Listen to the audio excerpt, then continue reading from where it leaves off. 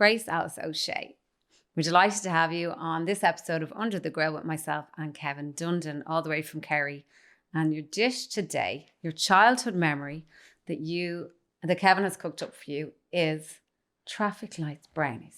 Traffic lights brownies. So cute. Oh my gosh. Look at it. Is that cool? I love just makes you feel it. 7 looking at it, doesn't it? It literally makes does. you feel The colours, yeah. And come here, you look at your nails. You've got traffic light I nails. know. That wasn't actually planned. Yeah, multicoloured. So I've just got a little bit of chocolate here. I'm just kind of Lovely. Oh my God, the Just- kids would be so excited if they saw just that. kind of, it's just a bit of crack, isn't it? Yeah. And it's like really important, as you said, to have that lovely fudgy center. Okay.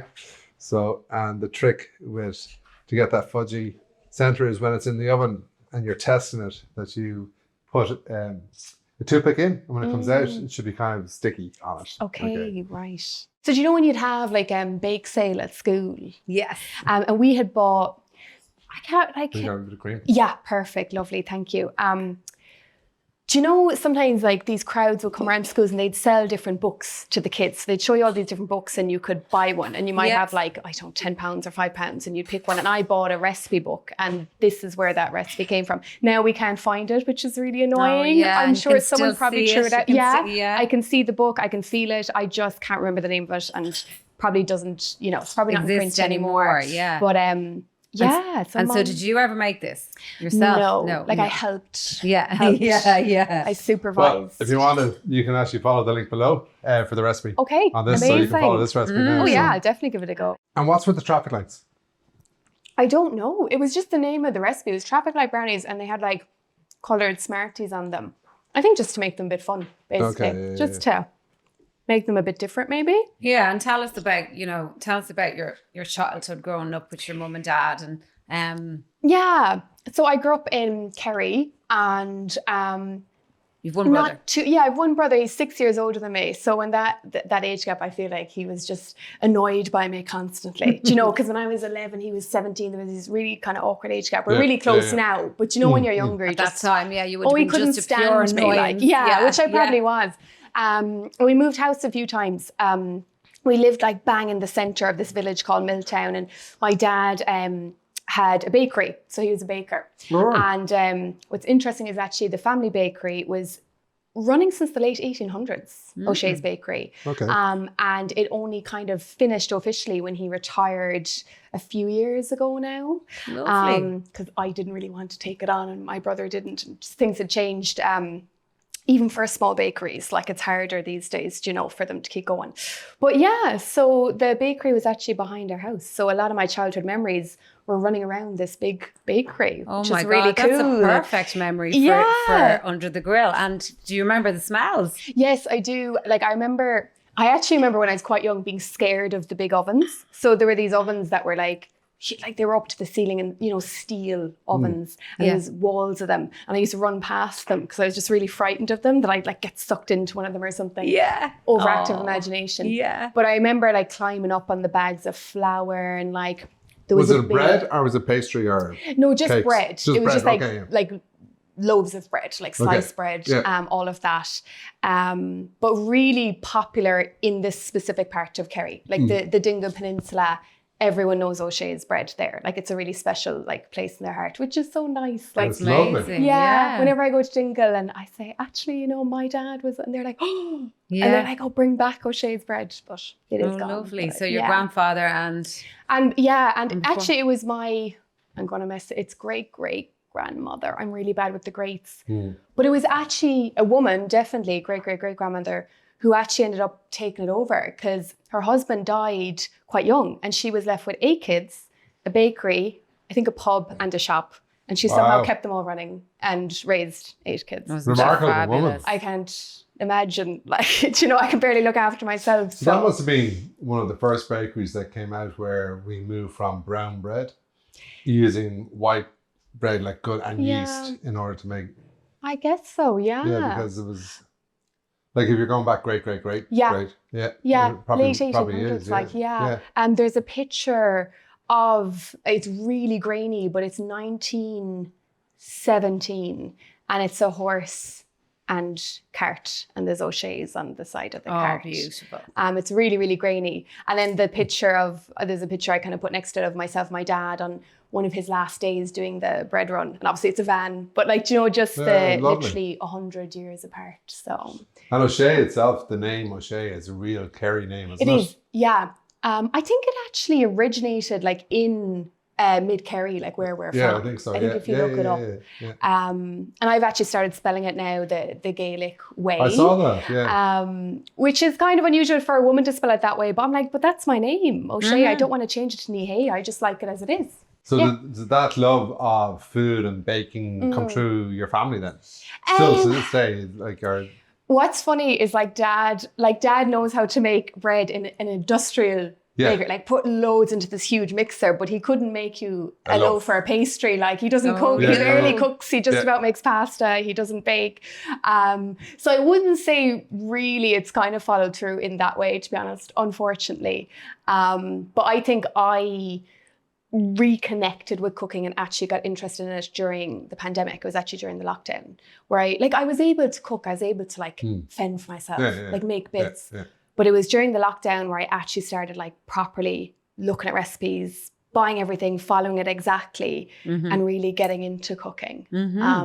So yeah, I think out of our family, I'm probably the best cook. No, I am. Are you amazing? Actually, I'm going to say that. You love cooking. Yeah, that's really nice. So do you cook for the family? Now and then. What do you cook? Now and then. I cook pasta dishes, so pasta carbonara, a nice tomato and wine prawn pasta dish. Beautiful. Also, there's really, really nice burgers as well from scratch. What do you do with the burgers from scratch? Are they smashed? It's like a BBC good food recipe, I think. It's you have the ground meat and making it nice and tender, and then chop up the bacon or the lardons, your egg, your breadcrumbs, and then thyme and a few other different kind of spices in with it. And tell me, how do you make the middle of your brownie gooey? What's the key?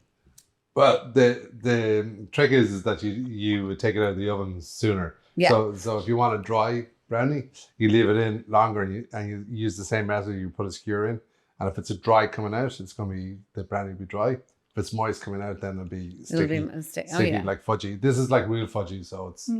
But I think particularly when you're serving it with cream, like the whipped cream that we've done there, it's just the fudginess really works, isn't it? And the traffic lights there, we've actually used M&M peanuts. I love that. And it's great. The nut aspect is really cool, isn't it? Add something to it. Your mum wasn't really a cook, but she but she did the special things, did she? She did. She was absolutely chaotic in the kitchen. She still is. Even physically, her kitchen is chaos. Yeah. And so my parents are separated now, but my dad's kitchen is the most minimalistic. There's not a thing in sight. It's so sterile. Then you go into mom's and there's ornaments and everything hanging off of everywhere.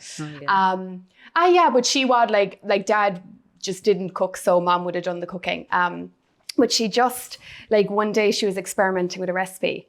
And when she'd experiment with a recipe, she wouldn't actually follow the recipe it's gas. She'd just read through it and then... Yeah, recipes are really there to inspire you. I suppose, but if you know quite a bit about food, you can make do. But the way you're following the recipes now to the letter, which is great. I literally do, right? yeah. But it will get to a stage where you'll start drifting from that and you'll take it more like an inspiration. Yeah. And that's when you're really starting to cook from your heart and stuff like that. Yeah, I do that a bit more now. I'll add in spices or things that maybe aren't in the recipe or something I've tried before. But mom now could have done with just following it a few times. Because she'd be... I know, it's okay. You didn't hear that, Mom. You didn't hear that. I say that with love. She'd say it herself. Yeah. And then random stuff, the odd time you could find in your food. She had made this kind of some tagliatelle pasta. And I found an actual screw in it, a screw, that you would screw something into the wall. And I was like, there's a screw in my pasta. And she's like, oh, how did that get there? She's so unbothered and wouldn't have a clue. Isn't that great? No, it is. I'd love to be that laid back. Yeah. But I'd be there measuring everything and checking everything. You were saying earlier on that you don't think that your dad ever tells people that you're a sex therapist and educator. I doubt it. I just think of Dad like going to the pub in Milltown, what's Grace up to these days? And I'd love to just hear what he's saying. Yeah, the whole pub goes silent. I know. Exactly. I'd say I don't know what he says. He probably says I'm like a health educator. He leaves out the sex part of it. But they know well. Of course I'm sure they know do. well. But he is very supportive. I think he's just from that generation that wouldn't, but he doesn't understand, like, he was a baker, he gets up, he does his work. Like, that's what working hard was. Whereas for me, I have the podcast, I've courses, I've this, and like there's so many different things you have to do now. I do content creation. He's like, God, I don't even know what half that means. Like, do you know what I mean? It's not like a straightforward 9 to 5. You're not it's a very matter of fact. Say that again? It's a very matter of fact. Like when you're doing therapies, it's like, someone's having an issue. It's like, it's this, or is it fuzzy and as intimacy is? Is it like? It kind of depends what the person is coming to me with, but I would say it's not really matter of fact. Like, because you have to figure out so many, like someone comes to you with an issue and how they describe it. And then you go digging for even the first hour of the initial session, you realize, there's so much more to this than they initially stated. Yeah, but see, it's an awkward subject to talk about.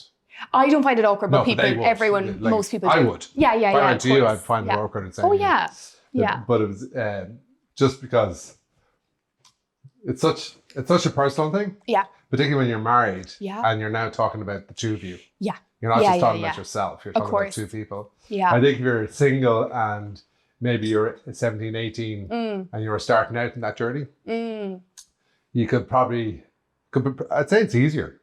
Yeah, I think in ways, like as in nowadays for people that age, like, in ways like they've much more information and I think much less shame around sexuality, much more information. But on the other side, then they've grown up like seeing porn from a really young age, a lot of them. So like, on the other hand, they've kind of quite a warped idea sometimes of sex and intimacy. But that's not reality. Of course, which is fair. But if you're seeing that from like, again, studies show like could be from 10 onwards. What? Yeah, like even accidentally or on purpose, like because they have phones and there's ways of bypassing all these safeguarding bits as well. And even if they don't have phones, their friends have phones. Exactly. Somebody has a phone. Yeah, and there's a lot of explicit stuff even on TikTok and YouTube. Yes. If you look for it.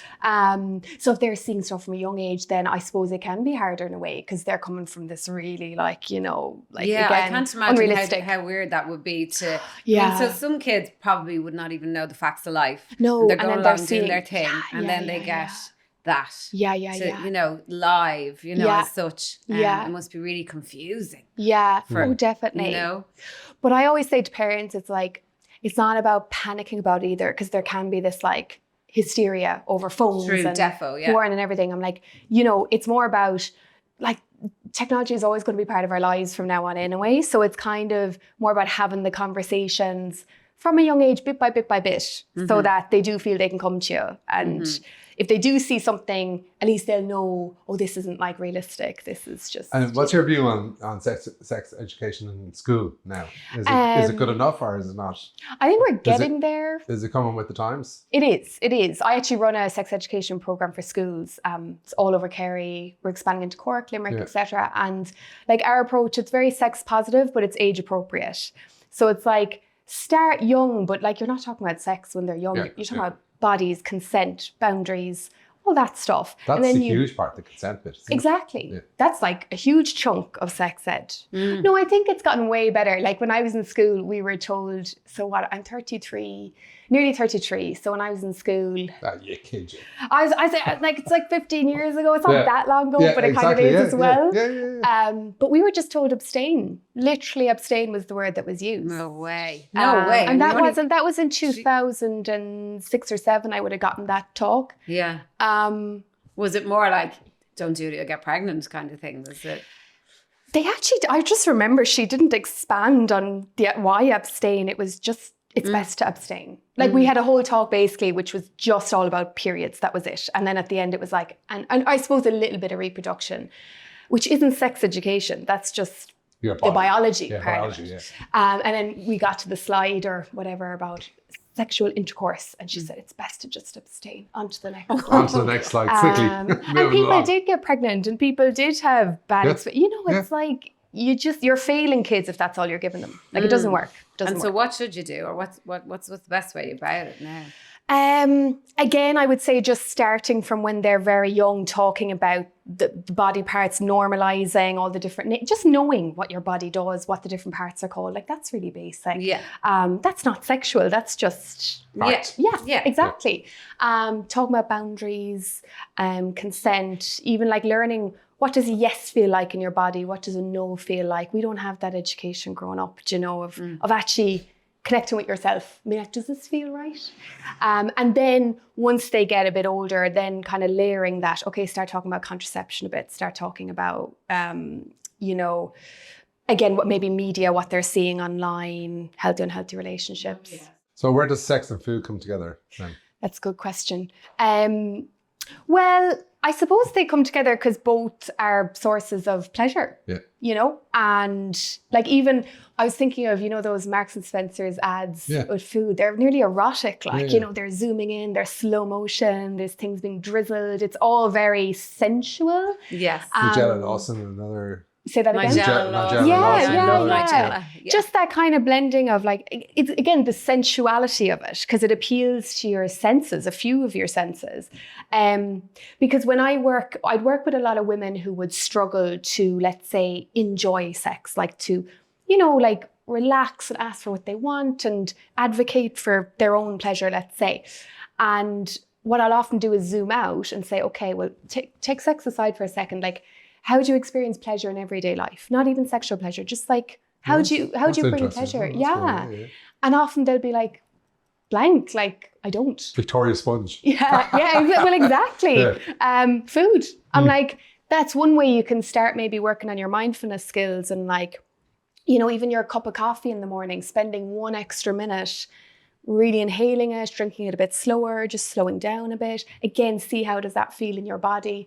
Because often we're just like rushing and racing and just such modern, busy lives. And there's no time given to just being in the moment. Yeah. And that feeds into people's sex lives then, because again, they're distracted. They're finding it hard to relax. They're finding it hard to even feel desire because there's so much going on up here. As you were saying, the women, you need to feel like you're worth it. So give yourself the time to have the cup of coffee, give yourself the time to have the good sex, give yourself time to buy the ingredients and cook lovely food. Yeah. Food takes time. Good food takes time, doesn't it? Yeah. And so does good sex. What's your view then of, dinner for two and like each person feeding each other and like... They like it. If they're into it. But that's really interesting what you just said there. Yeah. Like if you're enjoying it and liking it, it's good. It's working. Yeah. Isn't it? And if you're not, it's not. It's kind of like that communication, isn't it? Is like, is this comfortable or is this not, But I think like a lot of couples would do, even for their date nights, like they would probably revolve around food a lot, right? Like going out for dinner, and I'm always like, you don't always feel like then having sex at the end of a night when you've had loads of lovely food and wine, you just want to go to sleep. That's a really good point. You were saying to me, maybe couples should have the sex before they go out and then go for dinner, and they look great and they're all ready to go, instead of when you come home. Then absolutely, I think a lot of answers are practical. Like no, they're but just, they are. Use your head, But that's exactly it, and that's what I find is that's where the shame piece comes in. Is if it's anything else in our life we're having difficulty with or having time fitting in, we'd look at our schedule and we'd be like, oh, I'm not finding time to go to the gym, or I'm not finding time to spend time with my friends, and you'd find the time, you'd make the time. So this is the same. Like you need to make time to be intimate with your partner, and it doesn't have to be having sex. It can just be being together. Yeah, exactly. Being present. Yeah. So your podcast is called The G-Spot. Yeah. So tell me about the G-Spot and then tell me about your podcast. Do you actually want me to tell you about the G-Spot? Yes, of course. There was a fixation with the G-Spot for a while. Well, I suppose the thing is, it's not even just like one spot, let's say. Because sometimes, in Cosmo and stuff, it would have been like, oh, there's this magic spot. You just get there. Yeah. Essentially, it's just the inside of the clitoris. Like, that's all it is. Yeah. Well, it's kind of an area rather than a spot. And for some people, women, like they find that really sensitive and lovely. And then for some, they mightn't actually notice like a huge difference. It's all about, again, kind of just getting to know your own body and like exploration. And then the G-spot for men is in the You know where it is. So basically the prostate. In the ass, is it? Yeah. You can say it. It's I fine. was just going to see how. I just paused and waited to see what I said. You're getting very. I mean, look. Very close for pleasure there. I'm such a child, sorry. Not at all. Oh, hilarious. I do such a surreal job sometimes. Yeah, I'm you like, do. what Yeah. am I doing? I'm Yes. talking to Kevin Dundon about the G-spot. Yeah. But yeah, so basically the prostate. And actually that's really interesting because while women can be like, yeah, the G-spot, like when I explore that, there's even like specific toys you can get to kind of like particularly focus on that area. But then for men, there's this real stigma around anything got to do with like prostate play or prostate or anything. And that's coming from when you get to a homophobia. certain age, you get used to being under the doctor anyway. So. Yeah, fair enough. Yeah, and that's a whole other setting, isn't it? Yeah. A whole other setting. But yeah, so that's sometimes called the P spot actually because the prostate. Is it? Yeah, I know. But yeah, never heard of know that before. Yeah. yeah, there's all kinds of spots. But then my podcast, the G spot, it was kind of low-hanging fruit really because Grace, the G, I was like, I just have to take that name because Yes. it's just simple. brilliant. It is what it is. And I can say welcome to the G spot whenever I have a guest on. That's cool. So yeah, the podcast, I love it. It's I have guests on where season 3 will be out soon. And what do you talk to your guests about? Like if Kevin was on it now, you'd say, "Hi, Kevin. Tell me I'll all talk to you about about tell me your all about your P-spot." sex life." That's it, exactly. Tell us what you do. Your first question. Stop. I usually start off to kind of get people comfortable. I talk about like, did you have sex education in school and what was it like? And just kind of, how did you learn about all of that? And that kind of usually opens up then the conversation. I don't remember getting sex education in school. I'm 58. Probably So, didn't get it yeah. though, yeah. All I remember is that we used to have Playboy magazines. Oh yeah. Like that was our thing. Sex good. ed. Yeah, the lads Yeah. used to sell them Yeah, the did they pictures sell and all them? that. Yeah. Yeah, Oh it my was God, hilarious. that's so funny. Yeah. So now it's a lot easier just with a mobile phone. I isn't know. it? I know. Yeah. We would Different see porn world, yeah. in like different people's parents' bedroom and that kind of Bedrooms. thing. That would have been my With the Debbie first Does Cassette tape. exposure. Yeah, I mean, yeah. And you just get a quick look and then you were Yeah. back down the stairs or whatever. Yeah. So it was much more God, innocent. completely different. Yeah. Yeah. Yeah. And yeah, like once we start talking about that, then it just opens up the conversation. And what we do is we take listener dilemmas. Oh, cool. So there's usually some kind of a theme, you know, around what's coming up over and over in the questions. And you also do talk about everything on there. Yeah. Really yeah. do. Like, And not tell like us some that. of the guests. You've got Lorraine Keane coming up. Lorraine and- Keane coming up, who's fantastic. This season club, we've Justine Stafford, comedian, she's brilliant. Lauren Whelan, is a big TikTok star. So people from all kinds of different parts of life and different walks of life. Like I've had comedians, influencers, like you name it, just Cool. all different people who aren't, because when I started the podcast, I was like, I know loads of sex experts. I could interview them, but I was like, I don't really want it to be an expert on expert thing. I want just like people, you know, Yeah. and that normalizes it then more. Yeah. You know, if you're seeing a comedian or a radio presenter talking about sex in a kind of normal way, that normalizes it then. Does that make sense? Yes, Rather of than course. just having sex experts. experts. Yeah. And, yeah, absolutely. So it's great fun. And when you do group therapy, then like you do courses for women, are they Yeah, an online online or course. do you do them? It's online currently. Yeah. I'd like to do a bit more in-person bits. It's just kind of hard to find the right location and get it, you know. But I do an online, it's called Better Sex for Women. It does what it says in the tin. And it's It sounds 9... so Californian, like you're all there talking about sex. Yeah, it's and feeling.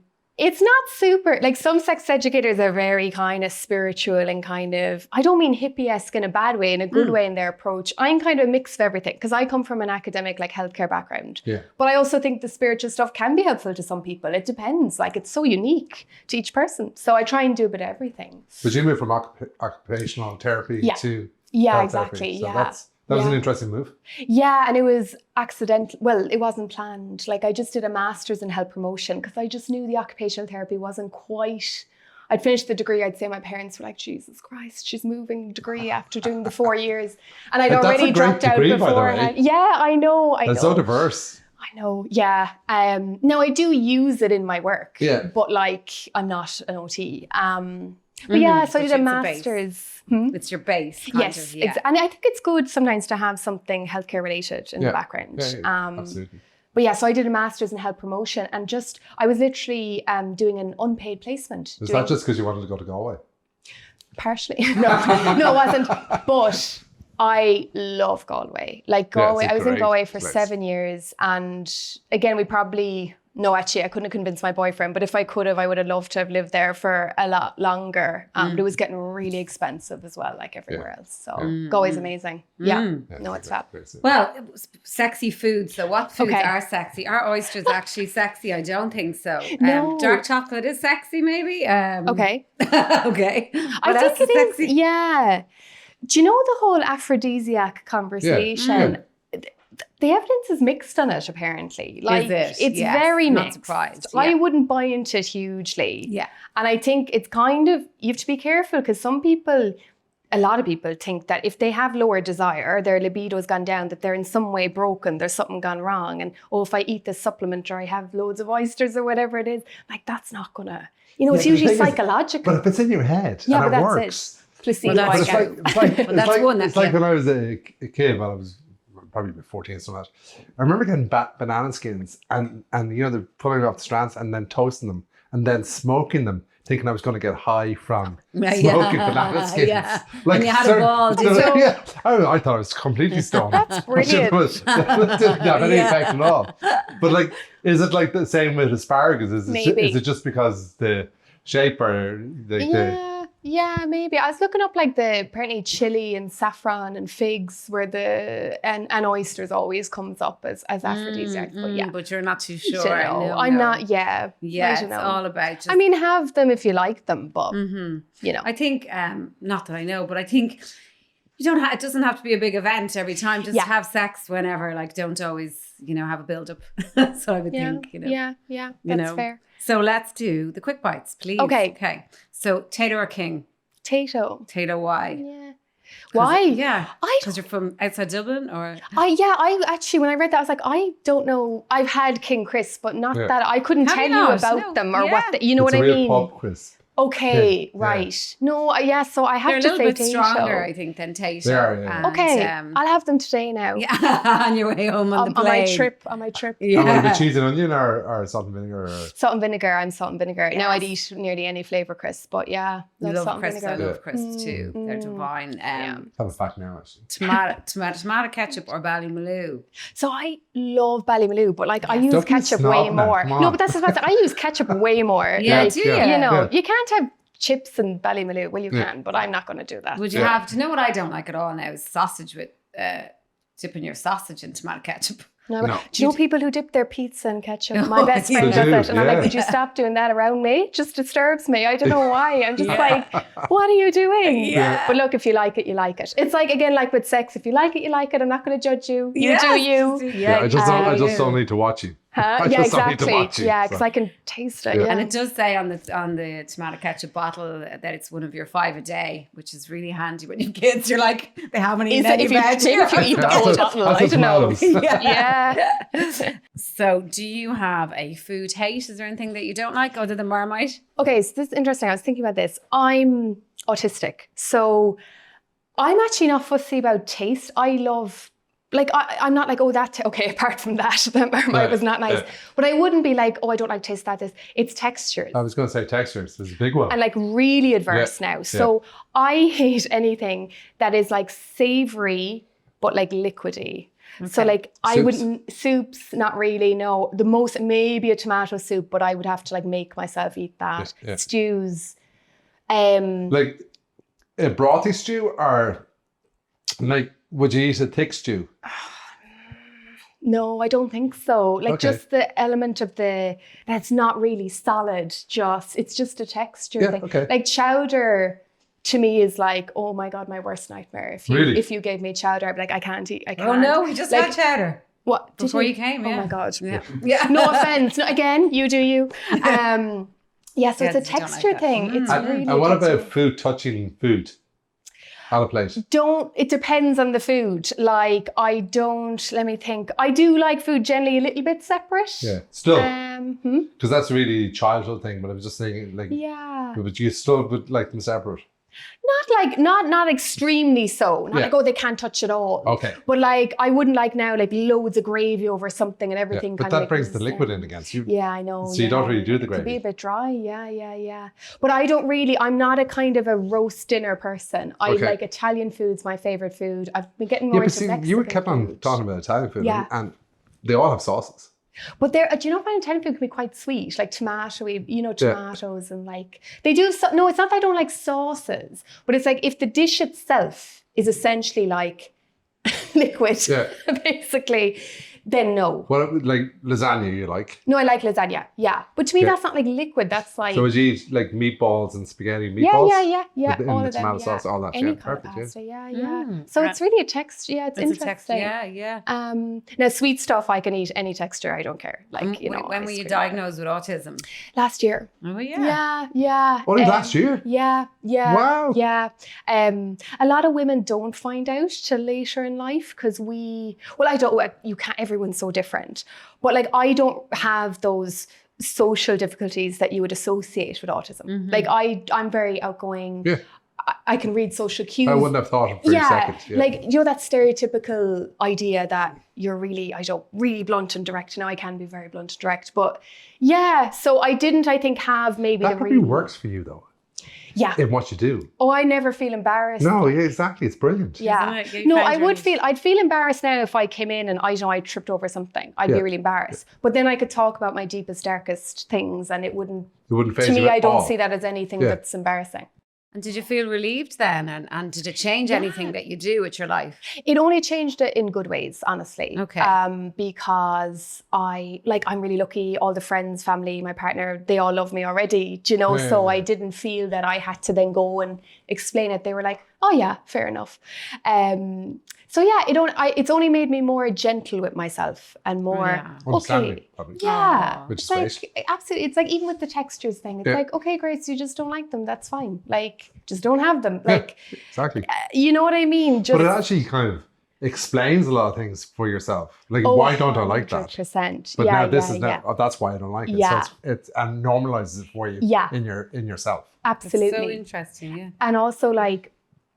It's probably why I work for myself because like nearly in every employment I've been in, I get myself into trouble because I'll say the things no one else is saying, the things you're not supposed to say. And I'm like, why are we doing it like this? This doesn't make sense. And they're like, well, it's been done this way for 20 years. And I'm like, well, it doesn't make sense. It's not bullshit. Working. Like literally. Yeah, I call it bullshit. Yeah. So I'd always be getting myself into these scenarios where I'm like, people be kind of looking like, oh, Grace, you can't say that. I'm like, oh. And then other people saying, thank God. Exactly. I'm like, you need people like that.